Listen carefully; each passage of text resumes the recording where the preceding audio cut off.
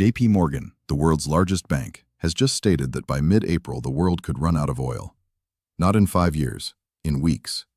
And while the world's largest bank issues this warning, Donald Trump takes the stage and tells Americans in no uncertain terms, "We're going to hit them so hard that we'll send them back to the Stone Age." He's talking about Iran. He's talking about a ground invasion.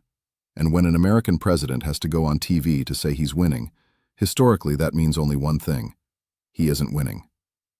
But there's an even more disturbing interpretation of this story, and it's this interpretation that no one is putting on the table.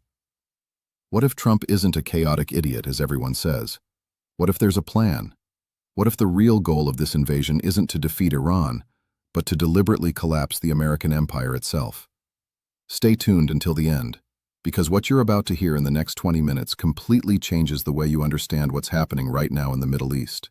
Before any theories, the hard facts. Only sources from the American establishment itself, no speculation. First, Trump, in an official address to the nation, stated verbatim that the United States is on track to complete all military objectives soon, very soon, and that they will strike Iran in the next 2 to 3 weeks. Second, Secretary of War Pete Hegseth publicly announced what he called the Greater North America Strategy. The official statement is that the United States will control everything north of the equator, from Greenland to the Panama Canal, from Alaska to Venezuela. He called this a security perimeter. Third, official letters are being sent to U.S. Army reservists, ordering them to prepare to mobilize, fight, and win. Fourth, on Predict It, the prediction market where real money is bet on real events, someone has just placed $200,000 on a single bet that a ground invasion will happen. If it happens, that person pockets over $1 million. People who bet like this usually have inside information. Fifth, JP Morgan, not an independent analyst but America's largest bank, forecasts a disruption in the global oil supply within weeks. These are the confirmed figures. What comes next is the interpretation of these figures. Here is the central revelation of this video, and I need you to pay attention because it is counterintuitive. The ground invasion of Iran is not a miscalculation, it is the mechanism. Let me repeat. The invasion is not a military objective, it is a tool. A tool to deliberately break the petrodollar system. Understand how. Since 1973, all the world's oil has been sold in US dollars. Saudi Arabia and the Gulf states agreed to sell oil only in dollars. In exchange, the United States protects them. This generates permanent global demand for the dollar.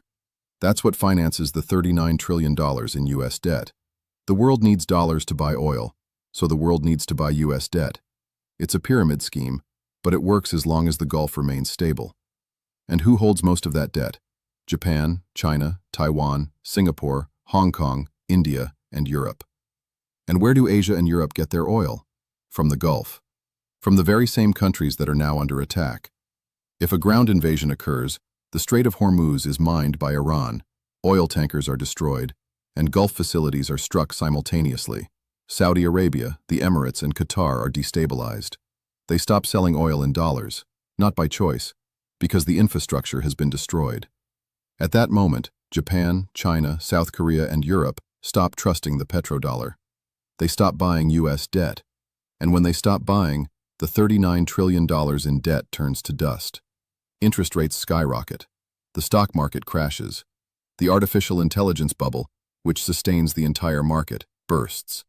This is the end of the American empire as we know it. And everything indicates that this is exactly the plan. Anyone who finds this surprising hasn't studied the history of American invasions. Look at the map of Iran, a country 4 times larger than Iraq, 90 million inhabitants. To the west, the Zagros mountain range, which runs from north to south and is perfect for guerrilla warfare. To the east, vast deserts stretching from Pakistan. To the south, more mountains and a huge distance to Tehran. The geography alone makes it clear that it's a military nightmare. But the numbers dispel any doubt. To conquer and occupy Iran, 3 to 4 million soldiers would be needed. The entire active-duty U.S. military has 1.3 million. The numbers don't add up. It's simple math. And now look at the historical pattern. In Vietnam, the United States was excellent in the initial strike. Then it was destroyed by the protracted war. In Iraq, after the initial invasion, it was bogged down for years. In Afghanistan, same thing. 20 years and they ran out. America is very good at the first punch. It's the fight after the first punch that always destroys it. And here's the detail that almost no one notes. Iran has studied this. Not for 5 years, for 25 years, a quarter of a century. For 25 years, the Iranians have studied American military strategy in Vietnam, Iraq, and Afghanistan. They've built deep underground bases within mountain ranges. They stockpiled missiles and drones in places that American intelligence doesn't even know exist. They developed weapons systems specifically designed to destroy helicopters, tanks, and supply convoys in mountainous terrain. And note this, in the air war that has been underway for weeks, Iran is using only one group of underground missile bases. One. There are many others that haven't even been activated. Iran's firepower is still largely in reserve. CNN will say we're winning in the first week or two. After that, reality will begin to set in. Every helicopter becomes a target. Every tanker truck becomes a target. Every supply ship in the Gulf becomes a target. Convoys cut off. Supply lines cut off. Just like in Vietnam. Just like in Iraq. Just like in Afghanistan. Only worse. Now the layer that no one is discussing. And this is the part where you'll think, I'd never seen it that way. Everyone thinks the Strait of Hormuz is just about oil. Wrong. A lot more goes through there. Phosphate goes through. Ammonia goes through. Sulfur goes through. Urea goes through. These are the basic ingredients of fertilizers. Without these inputs, farmers around the world can't produce food. This isn't expensive gasoline. This is a food shortage. Helium and sulfuric acid also pass through. These are critical inputs for semiconductor manufacturing. Semiconductors power everything: your cell phone, your computer, artificial intelligence.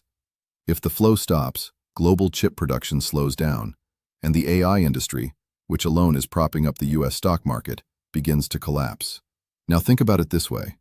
Iran's stated goal is to drive oil from $100 to $200 a barrel. But along with oil come food, fertilizer, and semiconductors. It's not a recession, it's a depression. And this is where the logic flips. When Hormuz closes, when the Gulf collapses, when Middle Eastern oil stops flowing, who wins? The world still needs oil, food, energy. These things don't just disappear. They have to come from somewhere. Where is that somewhere? North America. The United States has plenty of oil. Canada has massive reserves. Trump just took over Venezuela, which has the world's largest proven reserves. Mexico is right there. Food? The United States and Canada produce it on a massive scale. Fertilizer? Same thing. Now fit the final piece into place. Why is Trump fighting with Canada, taking over Venezuela, disputing Greenland, threatening Mexico, talking about controlling everything from the Arctic to South America, while simultaneously starting a war in the Middle East? Because he is building a fortress. Hegseth called it Greater North America. The real name is something else. Technate. A self-sufficient economic bloc. North America has oil, food, water, minerals, industrial potential, and 2 oceans protecting it.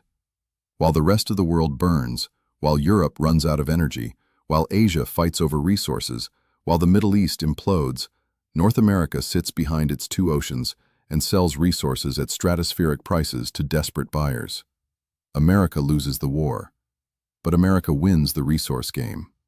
This hits your pocketbook directly.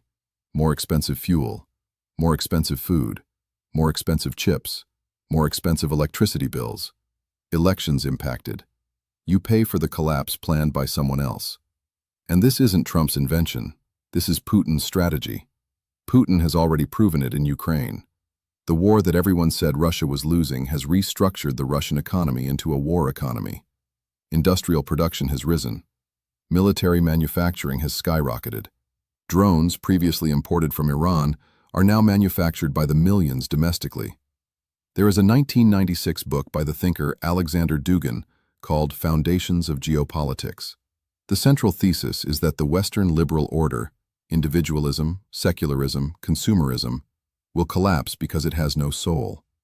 The advice to the Russian state was, don't try to save the Western order, let it collapse. Ensure that Russia survives better than the others. Putin read it, applied it. Trump is applying the same playbook to North America. The global order is indeed falling apart. The dollar is unsustainable. The debt is unsustainable. The country is split in half. So instead of trying to save it, control the collapse. Deliberately bring down the old empire. From the ruins, build a self-sufficient fortress. That is what "Make America Great Again" means in the cold reading of geopolitical engineering. Two scenarios ahead. Neither is good, and each is worse than the last. Scenario 1. The ground invasion advances. America loses the war, the most likely outcome in light of everything we've seen. Troops bogged down, casualties mounting, political will at home crumbling. Forced withdrawal. End of the American military empire in the Middle East. The petrodollar collapses. The dollar loses its status as the global reserve currency. The world economy enters a severe depression. But, and here's the twist, North America, with oil, food, water, and resources, becomes the most stable region in a world ablaze. Trump rebuilds the United States as a resource-exporting fortress, while the rest of the world struggles. Scenario 2. America holds Iran in check for years. A long war of attrition similar to what Russia is doing in Ukraine. The global economy suffers for an extended period. Expensive oil, expensive food, for years. But in parallel, North America quietly builds its technate. Same end result. The old world dies, the fortress rises. Notice, in both scenarios, the old global order ends. In both, North America emerges stronger. In both, the world becomes more dependent on American and Russian energy and food. And in both, the Iranian people, the people of the Middle East, and the world's poor foot the heaviest bill.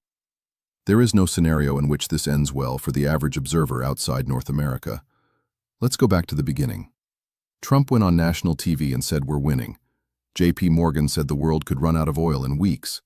And Pete Hegseth traced, map in hand, the perimeter of a continental fortress. The question that remains isn't whether Trump is an idiot. The question is, who pays for the strategy? And the answer is already written. Americans who will be drafted. Iranians who will be bombed. People in poor countries who won't be able to afford food. The global South, which had absolutely nothing to do with the decision. That is the tragedy of empire. It's always ordinary people who pay. And it's always the powerful who reap the rewards. If American troops cross the Iranian border in the next 2 or 3 weeks, as Trump himself announced, the bill will start hitting your pocket in a matter of days. Gas, groceries, electricity bill, your phone screen. From there, everything changes. And we're going to follow this here, every single day. Subscribe to the channel, turn on the notification bell, because what's coming next won't be explained anywhere else the way it will be explained here. I'll be back tomorrow. The question is, will you be prepared for what's coming?